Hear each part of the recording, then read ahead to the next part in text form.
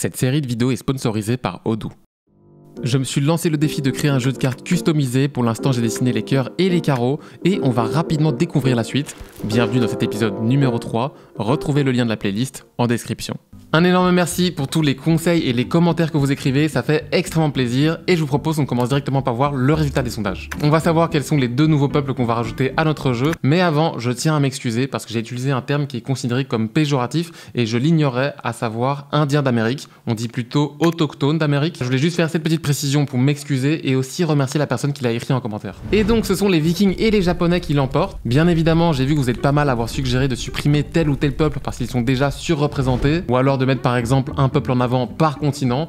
Je suis d'accord avec vous, mais pour l'instant je vais m'en tenir au sondage parce que sinon ça n'a plus aucun intérêt de faire ça. Mais par contre peut-être, et je dis bien peut-être, que si j'ai le temps, je ferai une 5e civilisation et du coup là je partirai plutôt sur le continent américain. Ensuite le 2e sondage concernait le nom du jeu et donc ça va partir sur Loot Carto qui gagne à 68% contre Cartographique avec 32%. C'est hyper drôle de voir tous les commentaires parce que je me rends vraiment compte à quel point c'est impossible de satisfaire tout le monde. Certains vont adorer, d'autres vont détester, ça va créer des débats, soulever des nouvelles questions. Personnellement, j'adore le nom en espéranto, je trouve ça hyper original et que ça fait vraiment sens vu qu'on travaille avec plein de peuples différents qui parlent tous des langues différentes. Donc je trouve que c'est très malin d'utiliser une langue qui est justement neutre. C'est pas de l'avis de tout le monde, mais enfin c'est pas grave, c'est comme ça. Je dis pas que le jeu est éducatif, mais si on peut apprendre quelque chose rien que via le nom ou alors les personnages qui sont représentés dans le jeu, c'est toujours un plus. J'allais presque oublier notre nouvelle tradition, mais avant de commencer, il faut qu'on mette nos nouveaux designs dans le Panthéon des cartes. Là c'est un peu la PLS parce que je viens de capter que j'ai un gros souci avec le fichier Égypte. J'ai ce message d'erreur qui apparaît quand je veux l'ouvrir. Ça fait juste des années que j'ai pas eu ce problème et en fait je pense que j'ai aucun backup. En plus, je sens que je vais me faire engueuler, mais j'utilise jamais le cloud Adobe, donc je vais peut-être devoir recommencer toute la vectorisation. Pas de temps à perdre, j'ai du boulot, donc on va déjà commencer par la suite, on réglera ce problème plus tard.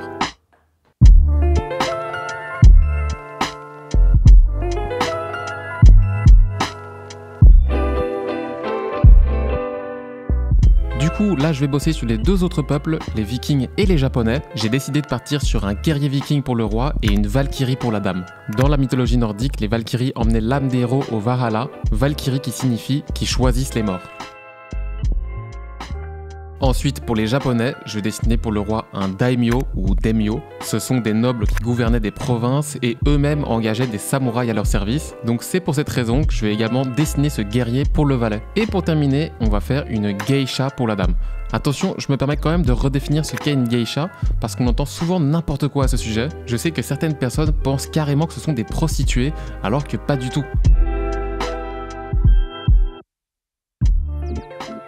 Les geishas sont des dames qui consacrent leur vie à la pratique artistique raffinée des arts traditionnels japonais. Geisha qui peut vouloir dire personne d'art ou femme qui excelle dans le métier de l'art. Apparemment, la confusion viendrait du fait que les Européens, ne comprenant pas grand-chose à la société nippone, les confondaient avec des courtisanes et donc des prostituées se faisaient passer pour des geishas dans le but de mieux leur plaire.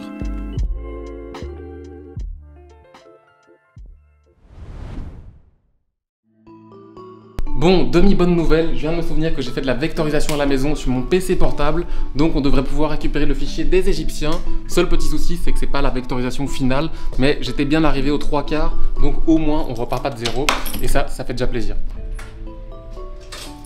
J'espère que vous appréciez cette mise en scène. Je prends quand même le temps de mettre la caméra, tel un bon vlogueur.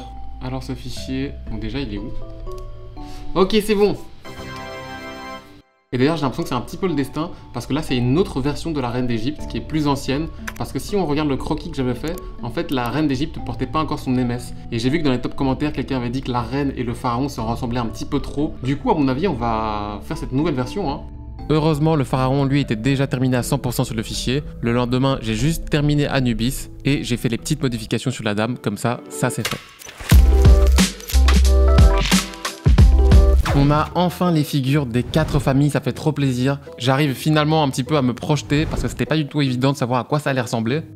J'ai aussi designé des as avec une technique de décalage, mais c'est pas du tout sûr que je les garde, peut-être que je vais créer un motif un peu plus unique par peuple. Par contre, vous pouvez constater qu'il manque une carte, c'est le valet de trèfle, donc le valet des Vikings. Et en fait, je savais pas quoi faire. À la base, je voulais partir dans la même idée qu'avec les Égyptiens et utiliser un dieu nordique, mais j'avais pas envie de prendre un dieu guerrier parce que je me suis dit que ça allait faire de la confusion avec le roi. Donc si vous avez des suggestions ou des idées, n'hésitez pas à les écrire dans les commentaires, comme ça moi j'irai choisir là-dedans et ça sera dessiné pour la prochaine vidéo. Mais j'ai un deuxième devoir pour vous, parce que effectivement dans un jeu comme celui-ci, il y a encore 2 jokers à dessiner, et là je me suis dit, d'ailleurs quelqu'un l'avait écrit en commentaire, qu'on pourrait partir sur une créature mythique, comme un sphinx, ou alors une créature issue du folklore japonais, et je suis sûr que vous allez avoir des idées super à me proposer. Maintenant que tout ça est dit, on va enfin pouvoir passer à la prochaine étape et travailler sur les couleurs.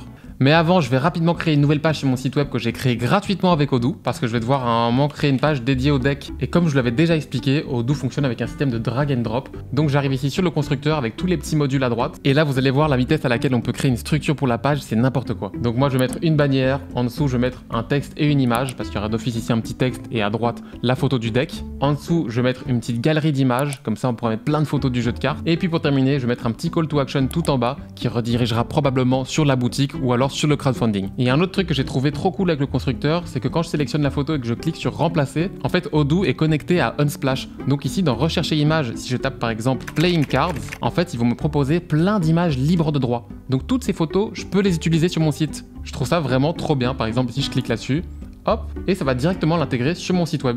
Là, en à peine quelques secondes, j'ai créé la structure de ma page, je l'ai enregistrée en brouillon, et quand j'aurai fini le jeu, je viendrai modifier toutes les informations. Et donc j'en profite pour vous rappeler la super offre que Odoo, mon partenaire, vous propose. Vous avez vous aussi la possibilité de créer un site web chez Odoo, l'hébergement et le support sont gratuits, et vous avez votre nom de domaine offert pendant 1 an. Donc si ça vous intéresse, il y aura un petit lien dans la description, vous aurez juste à suivre les étapes. Et encore un énorme merci à Odoo de m'accompagner dans cette série.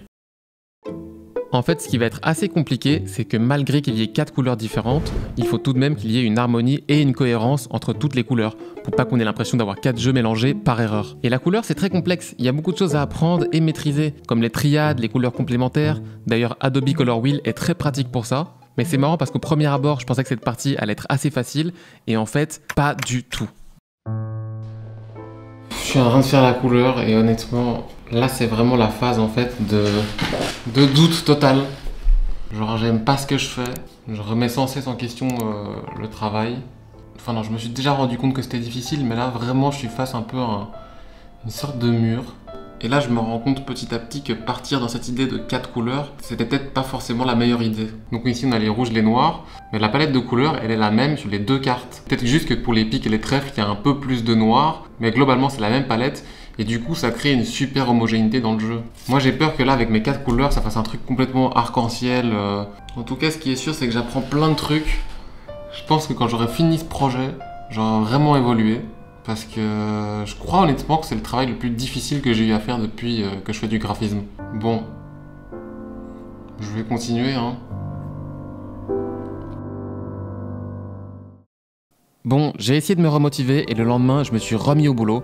Je me suis dit que j'allais faire des essais. Et puis surtout, je me suis souvenu que vous étiez là et que vous pourriez me donner vos précieux avis et conseils. Par contre, j'ai choisi volontairement de ne pas vous montrer tout le process de création des couleurs. Comme ça, vous allez découvrir ça avec un œil plus neuf que le mien et vous aurez sans doute plus de recul que moi.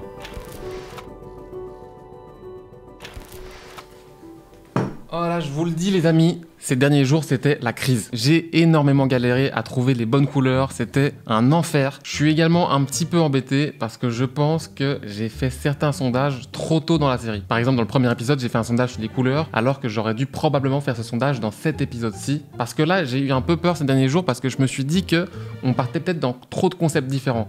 4 peuples différents, 4 couleurs différents, est-ce que ça fait pas finalement un peu too much? Donc je me suis permis de faire plusieurs tests différents avec les couleurs. J'ai commencé par faire 4 couleurs différentes, mais j'ai aussi tenté avec une palette et 2 palettes de couleurs. Vous allez voir ça dans quelques secondes, parce que finalement je me suis dit que si la majorité considère qu'avec une palette de couleurs c'est mieux qu'avec 4, alors on part là-dessus. Donc on associe avec les cœurs qui sont en rouge, les carreaux en orange, les pics qui sont en violet et les trèfles qui sont en bleu. Je me suis dit que pour remédier un petit peu au problème d'avoir 4 couleurs différentes, on pouvait quand même garder le cœur et le carreau en rouge et le pic et le trèfle en noir, mais que la figure sur la carte ait elle d'autres couleurs. Ça fonctionne assez bien là je trouve, on n'a pas forcément besoin de mettre le pic en violet, et vous étiez plusieurs à avoir proposé en commentaire de justement partir sur des couleurs chaudes et froides. Donc j'ai pris le orange et le rouge pour rappeler le rouge et le violet et le bleu pour rappeler le noir. Donc je pense que le problème qui était lié aux deux couleurs, il est réglé. Je sais pas, c'est à vous de me le dire en commentaire. Et là maintenant je vais vous montrer ce que j'ai fait avec une seule palette de couleurs. Donc j'ai fait ceci. Donc là en fait toutes les cartes ont comme couleur une sorte de rouge, une sorte de ocre et une sorte de bleu foncé. Je trouve que ça fonctionne encore assez bien, mais oui effectivement là on se rapproche plus d'un jeu un peu plus classique dans les couleurs. Ensuite j'ai fait encore un essai avec deux palettes de couleurs différentes, rouge et jaune d'un côté, gris et jaune de l'autre,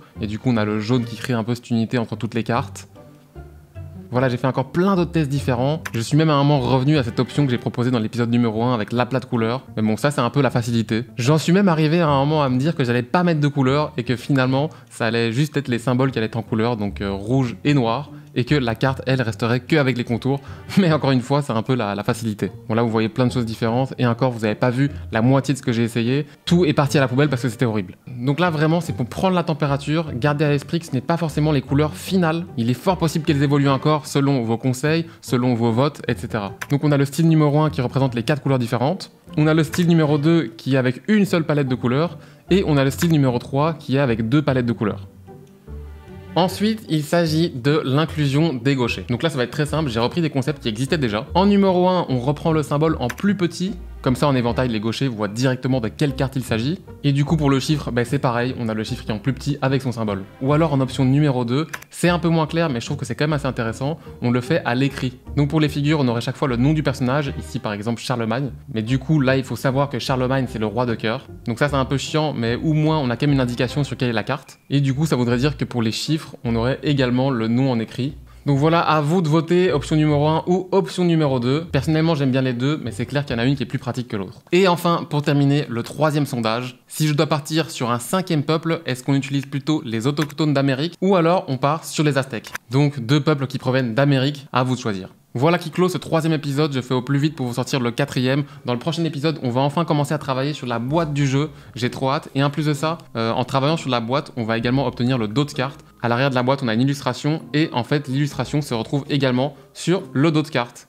avec une autre couleur. N'oubliez pas vos petits devoirs, vos avis sur les couleurs, votre proposition pour le valet viking et également des propositions pour les créatures mythiques. Encore merci à Odoo de sponsoriser cette série et moi je vous dis à très bientôt dans le prochain épisode. Ciao!